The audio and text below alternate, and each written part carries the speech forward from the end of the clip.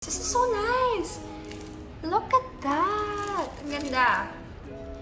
Ang ganda! So stylish. Plus, super lightweight. Yes, it protects your eyes from the UV ng gadgets nyo, cellphone, TV, and everything. So it's good to protect your eyes. I really love the style though.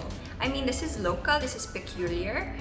It's so nice. It's really nice. Lalo na ngayon that we're always in front of our phones, laptops. Protect your eyes. Yun ang pinaka-importante. Speaking of the blue light and UV rays, they have a test that comes with it.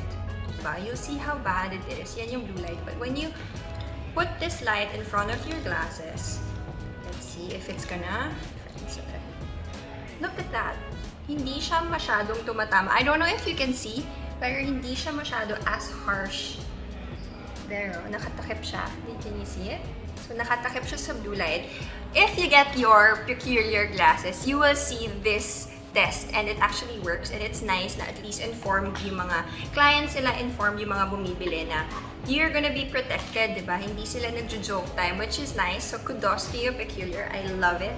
It's really affordable as well. You have to check their site. There's a lot of pwedeng pagpilian. Again, you could put grade in it. You can change the lens kung anong gusto nyo. Kasi I also saw na you can change it sa nag-iiba yung lens nyo pag may sunshine. So it's really good. At least they have that option also. I encourage you guys to check their website and try it.